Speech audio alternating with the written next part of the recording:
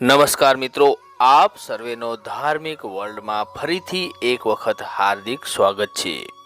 મિત્રો, આપણી ભારતીય સંસ્કૃતિમાં લગ્ન દરમિયાન અનેક રીત રિવાજો જોવા મળે છે। પછી ભલેને તે રીત રસમો જુદા જુદા પ્રદેશો અનુસાર જુદી જુદી હોઈ શકે છે। લગ્ન દરમિયાન કરવામાં આવતી દરેક રીત રસમ પાછળ કંઈક ને કંઈક તાત્પર્ય છુપાયેલ હોય છે। ભારતીય સનાતન હિન્દુ ધર્મમાં લગ્નની જે પદ્ધતિ અપનાવવામાં આવેલ છે તે પ્રમાણેની પદ્ધતિ વિશ્વના એક પણ ધર્મમાં નથી। કંકોત્રી લખવાથી લઈને દીકરીની વિદાય અને ગૃહલક્ષ્મીનું આગમન થાય ત્યાં સુધીની લગ્નની તમામ પરંપરાઓ ખૂબ જ માર્મિક અને નવયુગલના જીવનના મૂળ સાથે જોડાયેલી હોય છે। દોસ્તો, આજે આપણે વાત કરવી છે કે જ્યારે વર અને કન્યાના મંગળ ફેરા વર્તાતા હોય છે ત્યારે વરપક્ષ અને કન્યા પક્ષ તરફથી એકબીજાને ફટાણા આપવામાં આવતા હોય છે। ફટાણા એ એક પ્રકારના ગીતો જ છે જે કટાક્ષ અથવા તો મજાક મસ્કરીવાળા ગીતો હોય છે। દોસ્તો, ઘણા ઓછા લોકો જાણતા હશે કે લગ્ન દરમિયાન વર અને કન્યા મંગળ ફેરા ફરતા હોય છે તે દરમિયાન શા માટે ફટાણા આપવામાં આવે છે, તેની પાછળનો માર્મિક કારણ શું છે, તેના વિશે આજના વિડીયોમાં આપણે વાત કરીશું। માટે આપ આ વિડીયોને અંત સુધી જરૂરથી નિહાળજો જેથી આપને પણ આ બાબતની જાણકારી મળી શકે અને માહિતી પસંદ આવે તો વિડીયોને લાઈક જરૂરથી કરજો અને ચેનલને હજુ સુધી સબસ્ક્રાઈબ ન કરી હોય તો સબસ્ક્રાઈબ જરૂરથી કરી નાખજો, કારણ કે અમે તમારા માટે આવી જ જાણકારી ભર્યા વિડીયો લઈને આવતા રહીએ છીએ। મિત્રો, લગ્ન એ પતિ અને પત્નીની જિંદગીની સૌથી મોટી ઘટના અને સૌથી મોટો સંબંધ છે। જે સૌથી પવિત્રમાં પવિત્ર સંબંધ હોય તો તે લગ્ન છે, જેના દ્વારા બે લોકો એકબીજાના થઈ જાય છે। લગ્ન જીવન એ એક ઘર માટે, સમાજ માટે બનતી ઘટના છે જેના કારણે ઘણા બધા લોકો આ સાથે સંકળાયેલા હોય છે। દોસ્તો, ઘરના આંગણામાં રહેલો તુલસીનો ક્યારો એટલે દીકરી, એ વાત તો આપણે સૌ જાણીએ છીએ। પિતાના ઘરમાં અતિ લાડકોડથી અને પ્રેમથી ઉછરેલી દીકરીને એક દિવસ પોતાના ક્યારા માટે નવું સ્થાન શોધવું જ પડે છે। દીકરી રૂપી તુલસીના ક્યારાને એક દિવસ આખીને આખી મૂળ માટી સાથે બીજાના ઘરના કુટુંબના ક્યારામાં રોપવાનો અવસર આવે છે।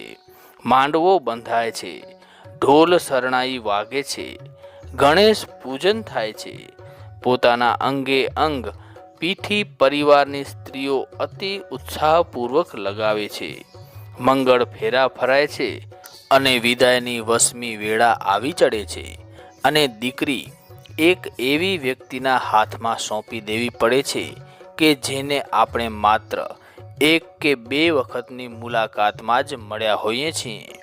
આમ તો જ્યારે દીકરી કુંવારી હોય છે ત્યારે તે સ્કૂલ કે કોલેજમાં જતી હોય છે ત્યારે આપણે કહેતા હોઈએ છીએ કે બેટા, આવતા જતા ધ્યાન રાખજે, કોઈ અજાણી વ્યક્તિ સાથે વાત ન કરતી। અને તે જ દીકરીને આપણે એક દિવસ એક અજાણી છતાં પણ જાણીતી હોય તેવી વ્યક્તિ સાથે આખી જિંદગી જીવવા માટેના બંધનમાં બાંધી દેતા હોઈએ છીએ અને એ વખતે આપણે તેને નથી કહેતા કે બેટા સંભાળજે, પણ એવું કહીને સમજાવતા હોઈએ છીએ કે બેટા સમજીને રહેજે। મિત્રો, જ્યારે દીકરીને પરણાવીને સાસરે મોકલતા હોઈએ છીએ તો દીકરીના સાસરીવાળા અથવા તો દીકરીના સાસરીવાળાઓનો સ્વભાવ કેવો છે, તેઓની સહનશીલતા કેવી છે, તે જાણવા માટે લગ્ન દરમિયાન અનેક રીત અને રસમો કરવામાં આવતી હોય છે। જે પૈકી એક છે કે જ્યારે ચોરી ફેરા ચાલુ હોય છે ત્યારે વર પક્ષની બહેનો અને કન્યા પક્ષની બહેનો એકબીજાને સામસામા મજાક મસ્કરીવાળા ફટાણા ગાતી હોય છે, જેમાં વરની ફોઈ, વરની માસી, વરની બહેન, વેવાઈ વગેરેની મજાક ઉડાડવામાં આવતી હોય છે, તો સામા પક્ષે પણ કન્યાની ફોઈ, કન્યાની મામી, કન્યાની માસી, વેવાઈ, વેવાણ વગેરેની પણ મજાક મસ્કરીના ગીતો ગાવામાં આવતા હોય છે. અને આવા ગીતો એટલે ફટાણા. ફટાણા પરથી તે વ્યક્તિના જોવા મળતા હાવભાવ પરથી તેઓ અંદાજ કાઢી લેતા હોય છે કે વર અથવા તો કન્યાની સાસરીમાં કોનો સ્વભાવ કેવો છે, અથવા તો કોણ સહનશીલ છે અને કોણ સહનશીલ નથી. આમ આપણા પૂર્વજોએ સામા પક્ષના સંબંધીઓનો સ્વભાવ અને સહનશીલતા જાણવા માટે આ એક પદ્ધતિ અપનાવી હશે એવું માની શકાય.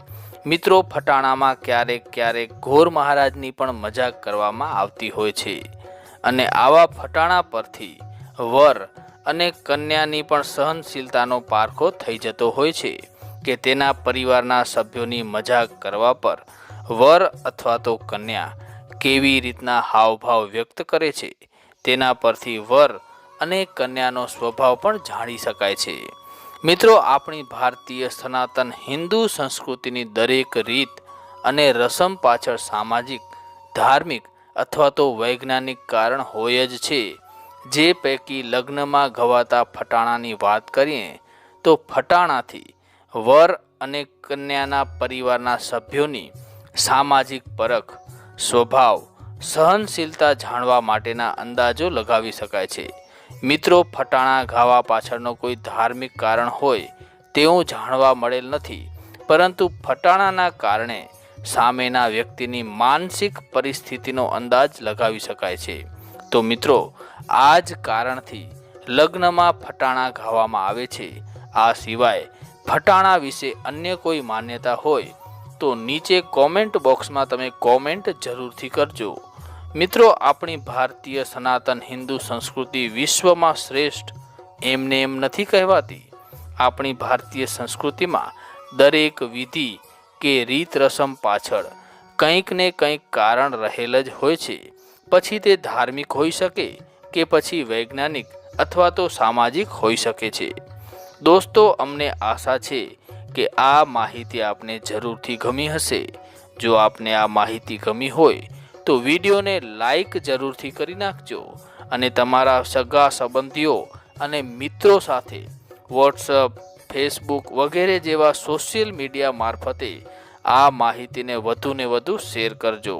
અને હજુ સુધી તમે અમારી આ ચેનલને સબસ્ક્રાઈબ ન કરી હોય તો સબસ્ક્રાઈબ જરૂરથી કરી નાખજો, કારણ કે અમે તમારા માટે આવી જ અવનવી જાણકારી ભર્યા વિડીયો લઈને આવતા રહીએ છીએ. જય શ્રી કૃષ્ણ.